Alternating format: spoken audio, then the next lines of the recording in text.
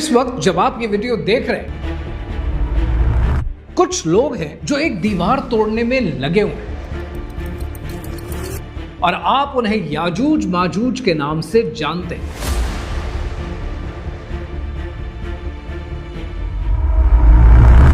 रोज हर सुबह पिछले 2500 साल से एक ही काम, एक दीवार के पीछे जो उन्हें रोक कर रखती है। वो रोज सुबह तोड़ते रहते हैं जब तक कि सूरज की किरण चली नहीं जाती और उनका अमीर कहता है कि रुको, कल खत्म कर लेंगे। और अल्लाह सुब्हानहू तआला रात भर में दीवार वापस बना देते हैं, पहले से ज्यादा मजबूत। लेकिन हदीस नबी सल्लल्लाहु अलैहि वसल्लम के मुताबिक एक दिन आएगा जब उनका अमीर कहेगा कि कल खत्म कर लेंगे इंशाअल्लाह, और उसके बाद दीवार वापस नहीं बनेगी। वो दिन कब आएगा कोई नहीं जानता, लेकिन ये एक जरूरी सवाल है कि वो दीवार आखिर है कहां और वो दीवार आखिर बनाई किसने। तारीख में किसी ने वो दीवार नहीं देखी, कोई प्रूव नहीं कर सकता। और दुनिया के सबसे बड़े कार्टोग्राफर्स, हिस्टोरियंस, आर्कियोलॉजिस्ट एक ही सवाल पर अटके हैं कि वो दीवार कहां है। इस सवाल का जवाब ढूंढने के लिए पहले उस इंसान को ढूंढना होगा जिन्होंने इस दीवार को बनाया। कुरान मजीद में सूरह कहफ में एक बादशाह का जिक्र है। अल्लाह सुब्हानहू तआला ने उनका नाम नहीं बताया, सिर्फ एक लक़ब दिया, ज़ुल्क़रनैन, यानी 2 सींगों वाला। और हजरत अली रज़ी अल्लाह ताला अन्हो के मुताबिक जिसके सर के दोनों तरफ चोट का निशान हो, यानी एक बादशाह जिसने मशरिक भी देखा, मगरिब भी देखा, जो 2 पहाड़ों के दरमियान पहुंचा और वहां एक कौम ने फरियाद की कि हमें एक ऐसी आफत से बचाओ जो हमें तबाह कर रही है। और उस बादशाह ने लोहे और पीतल से एक ऐसी दीवार बनाई जो आज भी कायम है। 2500 साल से एक ही सवाल है कि ये बादशाह कौन था। अब इस सवाल को समझते हैं कि क्या वो बादशाह अलेक्जेंडर द ग्रेट हो सकता है? क्या वो बादशाह साइरस हो सकता है? क्या वो बादशाह कोई और है? क्या ज़ुल्क़रनैन कोई अल्लाह के नबी थे जो इस दुनिया में आए थे? और साथ ही साथ इस सवाल को समझते हैं कि वो दीवार है कौन सी। क्या यहाँ पर चाइना का जिक्र हो रहा है, ये ग्रेट वॉल ऑफ चाइना है, या ये हिमालयाज का जिक्र है, या किसी और जगह का जिक्र है जो शायद हम नहीं जानते। और सबसे इंपॉर्टेंट बात कि याजूज और माजूज के वाकयात का सीक्वेंस क्या है, और याजूज माजूज के फितने से हम और हमारी आने वाली नस्लें कैसे बच सकती हैं। कहानी क्या है, आइए समझते हैं।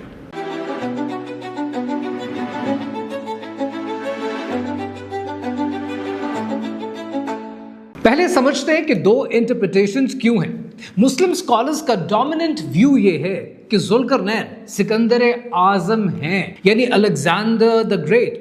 और उसकी वजह क्या? उसकी वजह यह है कि सिकंदर आज़म ने मशरिक भी फतह किया, मगरिब भी फतह किया, और वो पाकिस्तान के इलाके जेहलम तक में आया और अभी भी उस जगह पर निशानियां मौजूद हैं। और सीरियाक क्रिश्चियन लेजेंड जो अरब में इस्लाम आने से 200 साल पहले लिखी गई थी, उसमें सिकंदर आज़म के बारे में एग्जैक्टली वही कहानी है, यानी सफर है, दीवार है, याजूज माजूज है। तो अर्ली स्कॉलर्स ने एक कनेक्शन देखा और उसे अडॉप्ट कर लिया। लेकिन प्रॉब्लम क्या? प्रॉब्लम यह है इस कनेक्शन के साथ कि हिस्टोरिकली अलेक्जेंडर और कुरान में मौजूद ज़ुल्क़रनैन बिल्कुल अलग लोग हैं। क्योंकि कुरान कहता है सूरह कहफ आयत नंबर 84 में, बेशक हमने उसे जमीन में इक़्तिदार दिया और उसे हर चीज का एक सामान अता फरमाया।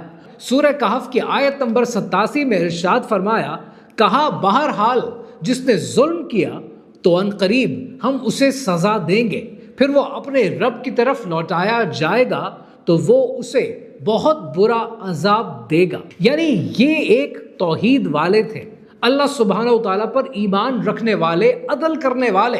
लेकिन हिस्टोरिकली अगर अलेक्जेंडर द ग्रेट को देखें तो उसने खुद को अमुन का बेटा यानी एक इजिप्शियन सन गॉड का बेटा डिक्लेयर किया। उसने परसेपोलिस यानी पर्शिया का वो इलाका जो कि उसकी एम्पायर का कैपिटल था उसे आग लगा दी। उसने अपने जनरल्स तक को नहीं बख्शा।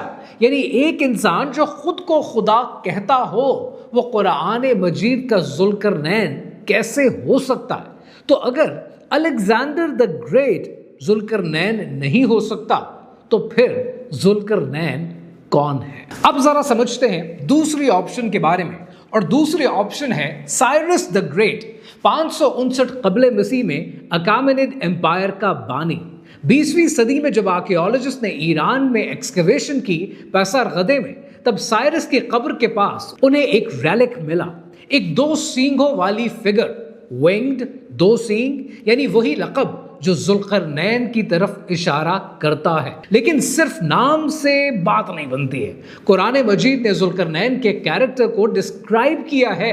अब जरा समझते हैं कि कुरान मजीद की डिस्क्रिप्शन में और साइरस में क्या क्या कॉमनैलिटीज मौजूद हैं। कुरान मजीद ने कहा कि उसने मशरिक का सफर किया। साइरस का एम्पायर ईरान से सेंट्रल एशिया तक था, यानी मशरिक तक एक्सटेंडेड था। कुरान मजीद ने कहा कि उसने मगरिब का सफर किया। साइरस ने बेबीलोन फतह किया 539 कबल मसीह में, जो कि मगरिब कहलाया करता था। कुरान मजीद ने कहा कि वो मुअव्विद था, यानी अल्लाह सुब्हानहू तआला पर ईमान रखने वाला। हिस्टोरिकल रिकॉर्ड्स कहते हैं कि साइरस ने ज़ोरास्ट्रियनिज्म फॉलो किया, यानी एक रब की इबादत। उसने कभी भी अपनी किसी फतह शुदा कौम पर अपना मजहब नहीं थोपा। कुरान मजीद ने कहा कि उसने मजलूमों को प्रोटेक्ट किया। अब यहां वो चीज आती है जो शायद आपने कभी इस एंगल से नहीं सोची। सन 1879 में बेबीलोन के खंडरात में इराक में एक ब्रिटिश आर्कियोलॉजिस्ट ने एक मिट्टी का सिलेंडर ढूंढ निकाला, जो कि 539 कबल मसीह का साइरस का सिलेंडर था। इस सिलेंडर पर आर्केडियन क्यूनिफॉर्म में कुछ लिखा था। इस पर लिखा था कि मैंने तमाम लोगों को आज़ाद किया, मैंने गुलामी ख़त्म की, मैंने हर कौम को अपना मजहब मानने की इजाज़त दी। जो लोग अपने घर से निकाले गए वो वापस जा सकते हैं। पर क्या आप जानते हैं कि आज ये सिलेंडर यूनाइटेड नेशंस के हेडक्वार्टर्स में डिस्प्ले होता है। दुनिया का पहला ह्यूमन राइट्स का चार्टर। सोचने वाली बात है, यूनाइटेड नेशंस दुनिया की सबसे बड़ी इंटरनेशनल ऑर्गेनाइजेशन है। उसने अपने हेडक्वार्टर में जो डॉक्यूमेंट रखा है वो एक ऐसी शख्सियत का है जो शायद कुरान मजीद के जुल्करनैन हैं। दुनिया उनके विरसे की तारीफ तो कर रही है, पर जानती नहीं है कि वो इंसान कौन है। तो जुल्करनैन का कैरेक्टर साइरस पर फिट बैठता है, पर क्या वो वाकई जुल्करनैन है? क्या साइरस जुल्करनैन है? ये बात अल्लाह सुब्हानहू तआला को मालूम है, कोई इंसान नहीं जानता। लेकिन एक सवाल अभी भी बाकी है जो सबसे इंपॉर्टेंट है। कुरान मजीद कहता है कि जुल्करनैन ने दीवार बनाई। अब लोहे और पीतल से बनाई गई ये दीवार आखिर है कहाँ? वो दीवार आज कहाँ मौजूद है? ये बात कोई प्रूव नहीं कर सकता कि वो दीवार एग्जिस्ट करती है। इस सवाल का जवाब एक जियोग्राफिक डिस्कवरी स्टोरी है, और इस कहानी को मैं आपके साथ अभी शेयर करता हूं। कुरान मजीद ने जुल्करनैन के 3 सफर बयान किए। पहला मशरिक यानी ईस्ट में, दूसरा मगरिब यानी वेस्ट में, और तीसरा, और ये सबसे स्पेसिफिक है, सूरह कहफ की आयत नंबर 93 में अल्लाह सुब्हानहू तआला ने इरशाद फरमाया, यहां तक कि जब 2 पहाड़ों के दरमियान पहुंचा तो उसने उन पहाड़ों के आगे एक ऐसी कौम को पाया जो कोई बात समझते मालूम न होते थे। यानी 2 पहाड़ों के दरमियान एक घाटी में, एक पथरीले पहाड़ों के दरमियान एक छोटी सी वादी में एक कौम आबाद थी, और उन्होंने कहा कि याजूज और माजूज हमारी जमीन में फसाद करते हैं, क्या तुम हमारे और उनके दरमियान एक दीवार बना सकते हो? यहां से एक जियोग्राफिक मिस्ट्री शुरू होती है। अब यहां 3 थ्योरीज मौजूद है और तीनों पर इंटेलेक्चुअल स्कॉलर्स ने काफी काम किया है। पहली थ्योरी ये कहती है कि ये ग्रेट वॉल ऑफ चाइना है। ऑब्वियसली लगता है एक बड़ी दीवार है, चाइना में मौजूद है, लेकिन प्रॉब्लम यह है कि ग्रेट वॉल ऑफ चाइना मिट्टी और पत्थर से बनी है, लोहे और पीतल से नहीं बनी। और कुरान कहता है कि दीवार 2 पहाड़ों के दरमियान है। Great wall of China 21,000 kilometre लंबी है, वो एक घाटी की चीज नहीं है, और साइरस का एम्पायर कभी चाइना तक नहीं गया। सो थ्योरी नंबर 1 वीक है। दूसरी थ्योरी कहती है कि हिमालयन रेंज में मौजूद है ये दीवार। अब इस थ्योरी के पास आर्गुमेंट तो है, क्योंकि हिमालय दुनिया की सबसे बड़ी माउंटेन रेंज है दो पहाड़ों के दरमियान है, सेंसिबल लगता है। लेकिन कुरान ने जुल्करनैन के तीसरा सफर ईस्ट और वेस्ट से एक अलग डायरेक्शन में बताया है। यानी अगर वो ऑलरेडी ईस्ट गए थे और हिमालय ईस्ट में है, तो तीसरा सफर एक अलग डायरेक्शन में क्यों है? सो ये थ्योरी पॉसिबल तो है, लेकिन ये थ्योरी इनकंसिस्टेंट लगती है। और फिर आती है तीसरी थ्योरी, और तीसरी थ्योरी बात करती है डैरियल पास की। डैरियल पास जॉर्जिया और रशिया के दरमियान कॉकसस माउंटेन्स में एक तंग घाटी को कहते हैं, जो दो पहाड़ों के दरमियान है एग्जैक्टली। और इस घाटी में एक चीज और भी मौजूद है, और वो है डर्बेंट। डर्बेंट आज़रबाईजान में एक घाटी के दरमियान है। वहां एक एंशियंट वॉल पहले से मौजूद है, जो कि स्टोन और आयरन से बनी हुई है। स्कॉलर्स के एक लार्ज ग्रुप कहता है कि जुल्करनैन की दीवार का ओरिजिनल लोकेशन यही है। अब यहां एक और चीज जो ज्योग्राफिक एविडेंस के लिहाज से कंपेलिंग है, और वो चीज ये है कि कुरान मजीद में जुल्करनैन का तीसरा सफर मशरिक और मगरिब के बाद एक तीसरी डायरेक्शन में था। वो ऑलरेडी ईस्ट गए, ऑलरेडी वेस्ट गए, और तीसरा सफर नॉर्थ की जानिब था। अरेबिया के नॉर्थ में कॉकसस एग्जैक्टली बैठता है। दो पहाड़ों के दरमियान नॉर्थ की डायरेक्शन, आयरन और स्टील का यूज कौम जिसे समझाना मुश्किल हो, कॉकसस और डैरियल पास सब फिट बैठता है। लोकेशन मैच करती है, कैरेक्टर मैच करता है, दीवार का बयान भी वो भी मैच करता है। लेकिन अब वो सवाल आता है जो सबसे ज्यादा अनसेटलिंग है, कि वो लोग कौन हैं जो इस दीवार के पीछे हैं, और हदीस क्या कहती है कि जब वो निकलेंगे तब क्या होगा। पहले समझते हैं कि कुरान मजीद में सूरह अंबिया में अल्लाह सुब्हानहू तआला ने आयत नंबर 96 में इरशाद फरमाया, यहां तक कि जब याजूज और माजूज को खोल दिया जाएगा और वो हर बुलंदी से तेजी से उतरते हुए आएंगे, हर बुलंदी से, हर तरफ से, दुनिया के कोने कोने में।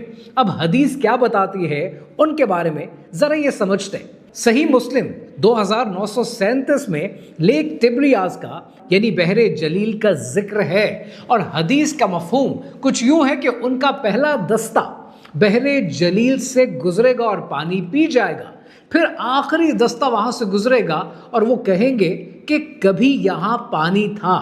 ये जो बहरे जलील है ये सी ऑफ गैलिली कहलाती है, और ये इसराइल में मौजूद है। और 2018 में ये लेक अपने रिकॉर्डेड हिस्ट्री के लोएस्ट लेवल पर थी। यानी अभी भी इसके पानी के लेवल पर एक सवाल है, लेकिन वो जियोपॉलिटिक्स का हिस्सा है। मैं ये नहीं कह रहा कि ये साइन हो चुका है, मैं सिर्फ ये बता रहा हूं कि वो जगह जो हदीस में मौजूद है वो रियल जगह है, और हदीस ने उसी जगह का नाम लिया जब बाकी दुनिया उसके बारे में कुछ नहीं जानती थी। तफसीर इब्ने कसीर के मुताबिक वो अपने तीर आसमान की तरफ चलाएंगे और वो तीर खून से लगे हुए वापस आएंगे।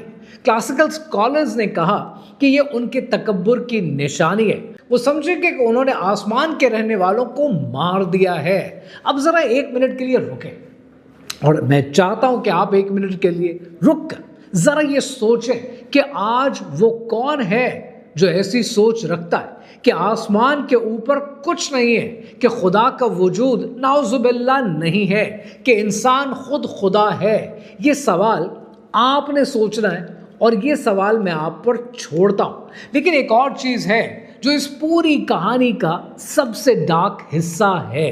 रसूल अल्लाह सल्लल्लाहु अलैहि वसल्लम की हदीस मुबारक के मुताबिक सही बुखारी 7135 में दर्ज है कि ज़ैनब बिन्ते जहश रिवायत करती है कि रसूल अल्लाह सल्लल्लाहु अलैहि वसल्लम उनके पास आए घबराहट के आलम में, और फरमाया, ला इलाहा इल्लल्लाह, अरब की तबाही हो एक ऐसी आजमाइश से जो करीब आ गई। और उसके बाद आप सल्लल्लाहु अलैहि वसल्लम ने अपनी उंगली से एक सर्कल बनाया, यानी उंगली का वो सर्कल एक अंगूठी के साइज के बराबर था, और आप सल्लल्लाहु अलैहि वसल्लम ने फरमाया कि इसके बराबर का एक सुराख हो गया है याजूज माजूज की दीवार में। यानी रसूल अल्लाह सल्लल्लाहु अलैहि वसल्लम के ज़माने में याजूज माजूज की दीवार में एक सुराख इतना बड़ा, तो ये ज़रा सोचें कि आज वो सुराख कितना बड़ा होगा। सोचने वाली बात यह है कि अल्लाह सुब्हानहू व तआला रोज उस दीवार को बड़ा तो कर देते, मजबूत तो कर देते हैं, लेकिन सुराख बढ़ते जा रहे हैं और वो दिन दूर नहीं है कि जब याजूज और माजूज निकलेंगे। लेकिन यहां पर यह सवाल है कि वो साइंस क्या हैं जो याजूज माजूज के आने से पहले आएंगे और उनका सीक्वेंस क्या है आपकी और मेरी जिंदगी में। इस्लाम ने जब ये वाकयात एक्सप्लेन किए हैं तब इस्लाम ने इन वाकयात को एक स्पेसिफिक सीक्वेंस में बताया, रैंडम नहीं है, एक तरतीब में है। पहले इमाम मेहदी का ज़हूर होगा और उसके बाद दज्जाल निकलेगा और फिर तीसरे नंबर पर हज़रत ईसा अलैहिस्सलाम का नुज़ूल होगा आसमान से और फिर चौथे नंबर पर दज्जाल का कत्ल होगा हज़रत ईसा अलैहिस्सलाम के हाथों और फिर पांचवें नंबर पर याजूज माजूज दीवार तोड़कर निकलेंगे।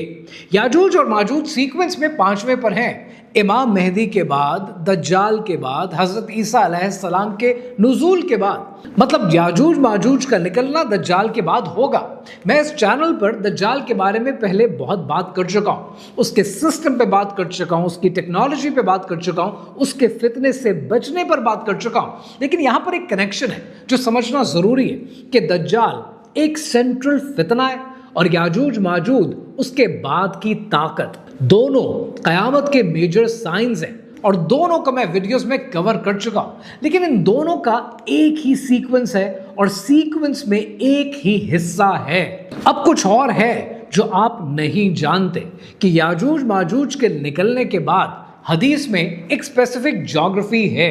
हजरत ईसा अलैहिस्सलाम ईमान वालों को लेकर पहाड़ों पर चले जाएंगे पनाह लेने के लिए। यानी इसका मतलब यह है कि याजूज और माजूज के सामने कोई ह्यूमन फोर्स नहीं टिकेगी। हजरत ईसा अलैहिस्सलाम दुआ करेंगे अल्लाह सुब्हानहू व तआला से और अल्लाह सुब्हानहू व तआला एक बग, एक कीड़े को पैदा करेंगे और वो कीड़ा याजूज और माजूज में दाखिल कर दिया जाएगा और वो सब एक ही रात में ख़त्म हो जाएंगे। उनकी तादाद इतनी ज़्यादा होगी कि उनकी लाशों से ज़मीन कवर हो जाएगी, मुकम्मल भर जाएगी और फिर अल्लाह सुब्हानहू व तआला बारिश नाज़िल करेंगे जो सब कुछ साफ कर देगी और ज़मीन एक नए सिरे से फिर से पैदावार की तरफ लौट जाएगी। यानी अनार इतने बड़े होंगे कि एक अनार से पूरा ख़ानदान पेट भर लेगा। तो यानी इसका मतलब ये हुआ कि एंड कैटास्ट्रॉफिक नहीं है, एंड से पहले क्लेंजिंग होगी, एक रीसेट होगा। लेकिन एक और सवाल है जो बहुत इंपॉर्टेंट है, जो अक्सर लोग मिस कर देते हैं कि जुल्करनैन को पता था कि ये दीवार एक दिन टूट जाएगी। उन्होंने खुद कहा, कुरान में मौजूद है, और फिर भी उन्होंने दीवार बनाई। क्यों? और ये जवाब हमारे लिए आज क्या मतलब रखता है। ये कितनी इंटरेस्टिंग बात है ना कि जुल्करनैन ने दीवार बनाई लोहे और पीतल से पहाड़ों के दरमियान, एक ऐसी दीवार जिसे कोई और इंसान तोड़ नहीं सकता, एक ऐसी दीवार जिसे कोई और इंसान खोद नहीं सकता। और फिर खुद जुल्करनैन ने क्या कहा? अल्लाह सुब्हानहू व तआला ने सूरह कहफ की आयत नंबर 98 में इरशाद फरमाया, जुल्करनैन ने कहा ये मेरे रब की रहमत है, फिर जब मेरे रब का वादा आएगा तो इसे पाश पाश कर देगा और मेरे रब का वादा सच्चा है। यानी जुल्करनैन को पता था, जब वो दीवार बना रहे थे उन्हें पता था कि एक दिन आएगा जब ये दीवार टूटेगी। तो फिर जब उन्हें ये पता था कि एक दिन आएगा जब ये दीवार टूटेगी, तो फिर ये दीवार क्यों बनाई? For one simple reason. और मैं चाहता हूं कि आप ये समझें, क्योंकि ये उनका काम था। उस वक्त, उस जगह, उस कौम की हिफाजत करना। वो सब नहीं रोक सकते जो आने वाला है। कयामत की निशानियों को रोका नहीं जा सकता, वो आती है, आती चली जाती है, लेकिन आपने अपना फर्ज पूरा करना होता है। जो सीक्वेंस है वो सीक्वेंस में होता रहेगा, लेकिन जो मेरा फर्ज है मैंने पूरा करना, जो आपका फर्ज है वो आपने पूरा करना है। रिजल्ट अल्लाह सुब्हानहू व तआला के हाथ में। मुझे कितने लोग आकर कहते हैं कि आप जो फिक्र मूवमेंट के थ्रू, इन वीडियोस के थ्रू जो ट्रांसफॉर्मेशन लाने की बात कर रहे हैं, आपको अंदाजा भी है आपकी वीडियो से कोई ट्रांसफॉर्मेशन नहीं होनी। मैं उनसे बार बार एक ही बात करता हूं कि मुझे पता है कि कितनी होनी है और कितनी नहीं होनी, मैंने अपना फर्ज पूरा करना है। माली दा कम मशका लाना पर मशका लावे, मालिक दा कम फल फूल लाना लावे या ना लावे।